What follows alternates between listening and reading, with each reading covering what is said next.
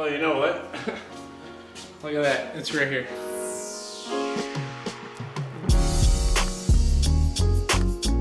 Alright, hey guys, it's Bruno from Moustache Flyer. I want to take a second and address something. Safety is of the utmost concern to me when I am building this and when I am out.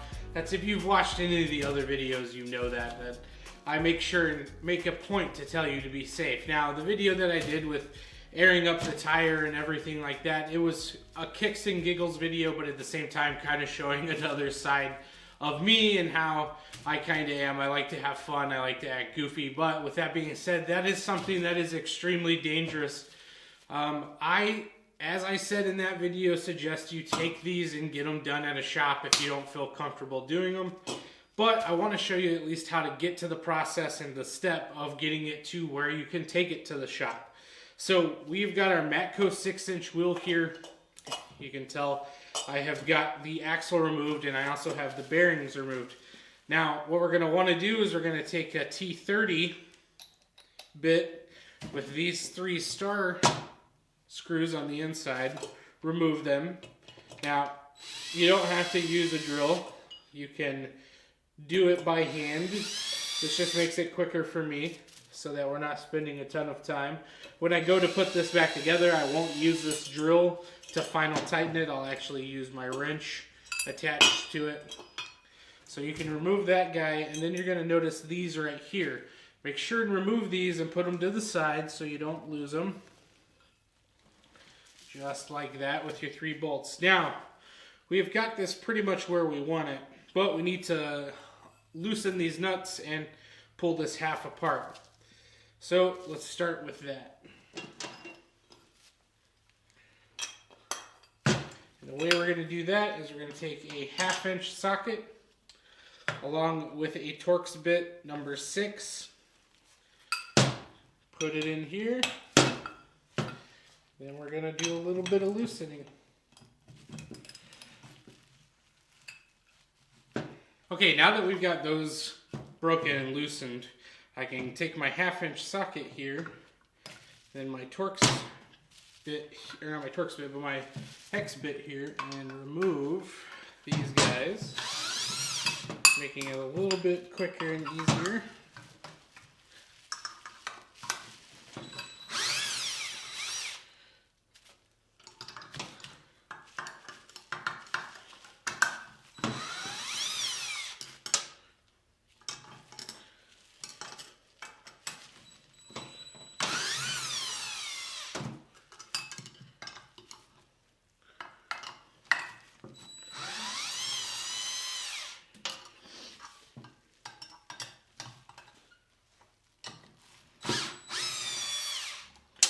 Alright, so we have got all of our bolts removed here.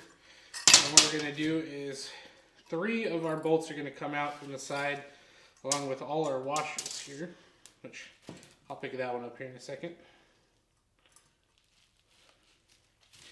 So notice I have these 3 here.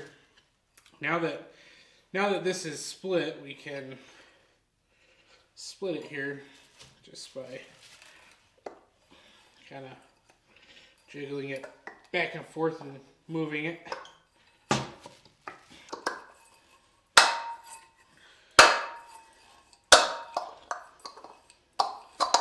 There we go. Now, it's very important you take note to that right there, that black mark. That's where our valve stem is going to go. So you want to keep a close eye on that. Now, let's talk about a couple things. We have to get our tire on top of this. And we have to get this O-ring in between these 2 pieces, and don't do it like this. There's a picture on the Matco, don't do it like that. There's a picture on the Matco instruction booklet if you download it from the internet where they're just showing you how big the ring is, and they put it right here. But you have to skip to the next page before you see that it's been pushed around the side. So make sure you don't try to sandwich this together or you're going to have problems. So what we're going to want to do is we're going to actually...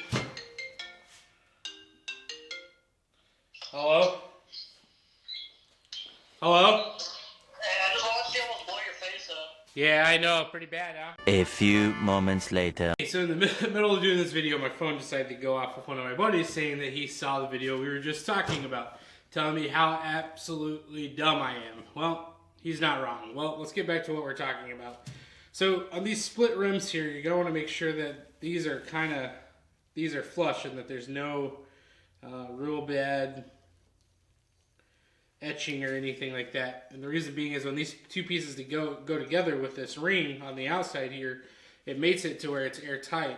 And so that's what's going to hold air. People that get slow leaks normally have some type of rough edge here in the middle of this guy right here, right in the middle. So go ahead and take your hand and make sure you're not filling anything like that.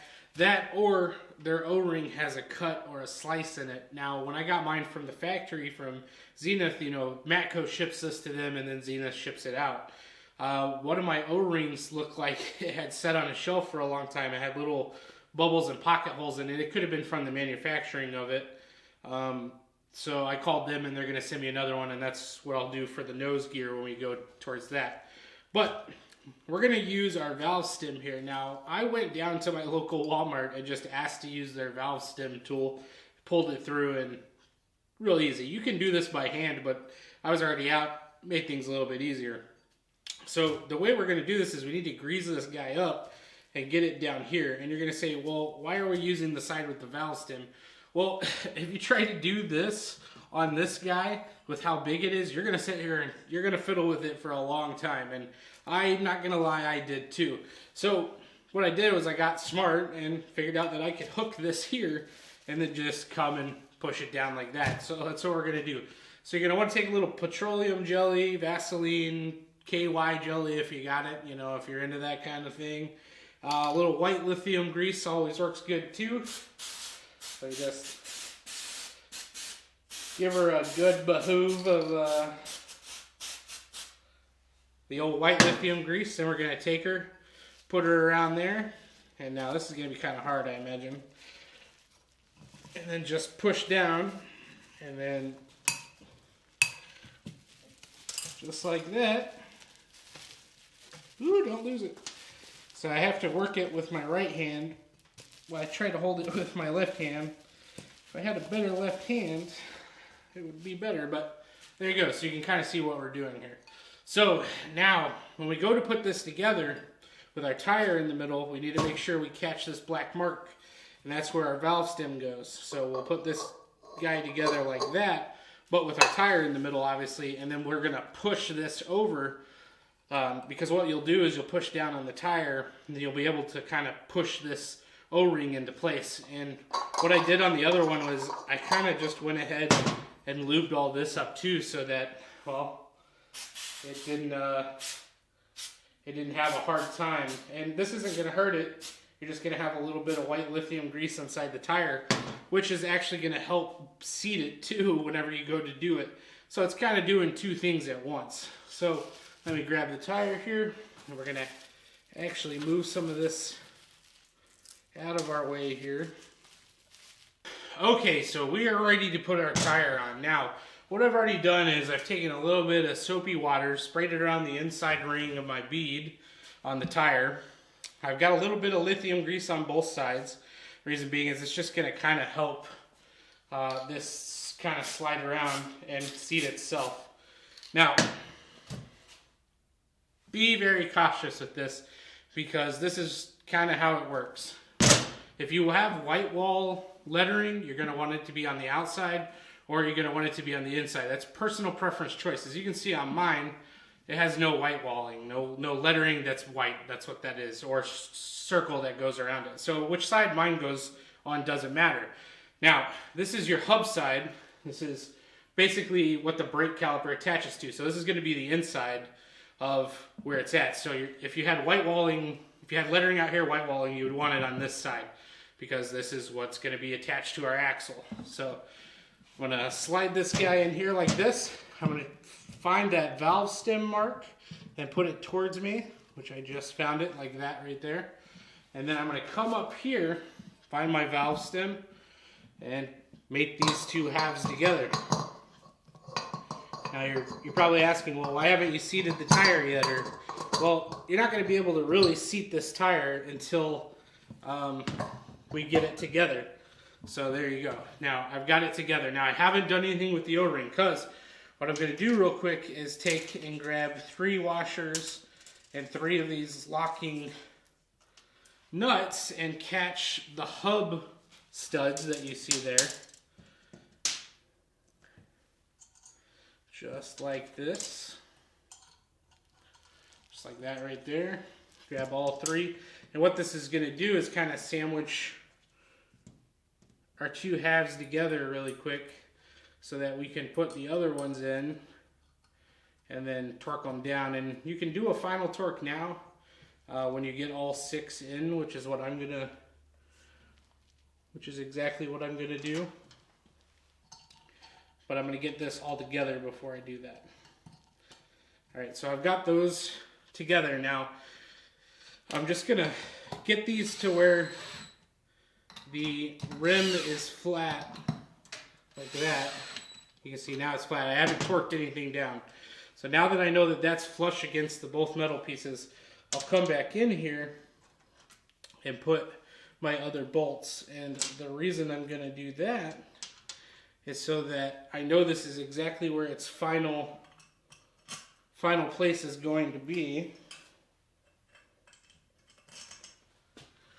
So we got that there.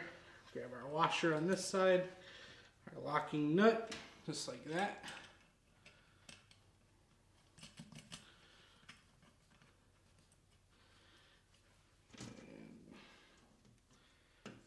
Same thing.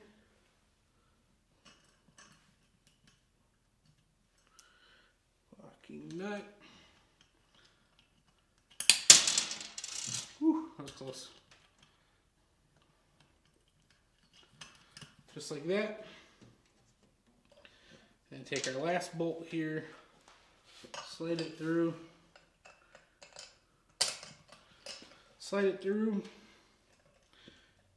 put our last washer and nut on here. Now, I'm just going to tighten all of these just enough to where there's no, basically just where my drill stops. This is set at its lowest point. This just makes it easier for me. You don't have to do this. I recommend you do it all by hand anyway. But for time constraint here, I am just trying to make this go a little quicker. So there we go. I've got that guy on there and it's ready to go. So I'm going to final torque this down right now by getting my 1/2-inch socket here. And it's not really a final torque, but it's enough to where when I go and seat all this really quick that I know it's not going to come off. So.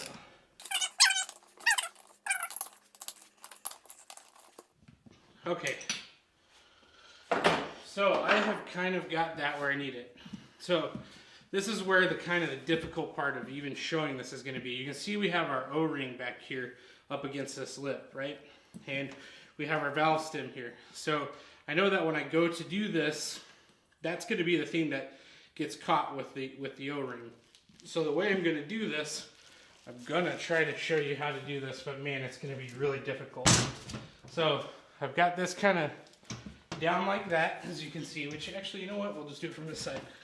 I've got this pressed down so I can see the valley, and I'm just going to rotate this O-ring down. Don't use tools to do this. You know, you can even pull this guy up like that. And you're going to see what I'm talking about here. I'm going to show you on camera. So you can kind of see. It's going to be really hard. I'll try to take a picture of it. But that O-ring has stopped on the valve stem.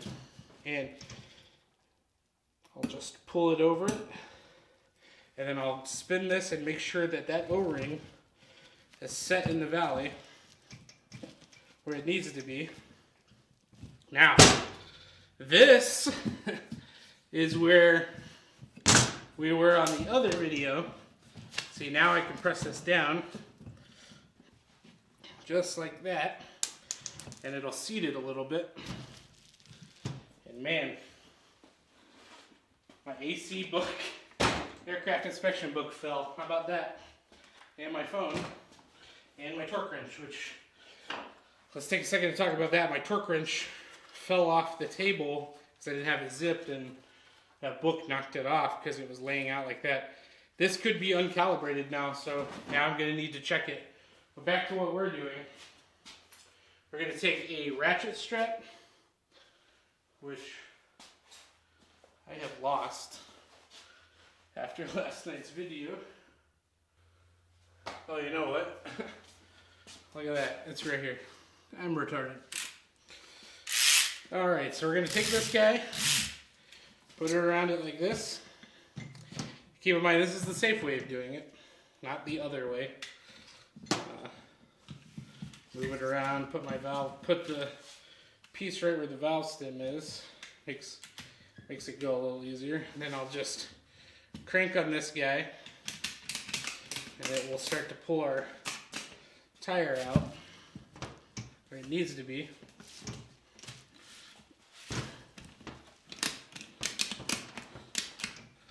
Like that.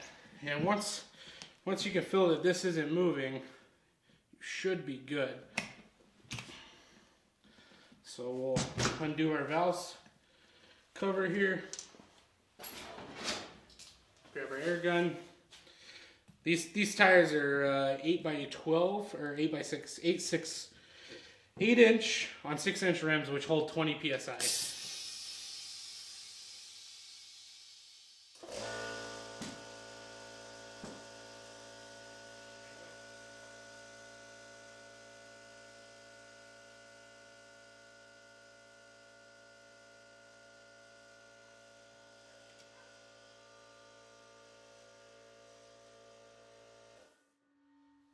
As you can hear, my puppy dog absolutely hates that air compressor. Now, as you can see, I've got this where it needs to be, and I didn't have to use any fire, any fluid, any starter fluid or anything. So it can be done. Just make sure you're not messing up in any way. So,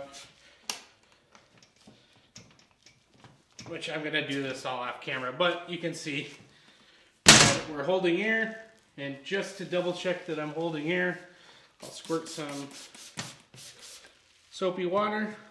There's no bubbles, so we know we're good there. And then we can put our caliper, our brake hub back on here. So you'll take this guy with your bolts here and go around it and put it in place. But I want to do a final torque on these, so I'm going to grab my torque wrench and do that. But it's super simple. Just take these guys, line them up in the holes where the T30 head came out. Just like that. Put it down in here. And then just go ahead and screw it in place and you're good to go. I'm Bruno. This is Moustache Flyer. Appreciate everyone that came by and watched the video on how to do this. I wanted to show you how to do it right. Like I said, it has been a very long day talking with people. I appreciate everyone's comments. I appreciate each and every one of you. I hope you're being safe. Not just that. Thank you for the laughs and the comments that you guys have shared over that video. I love each and every one of you. Remember, be safe, and we'll get to it together.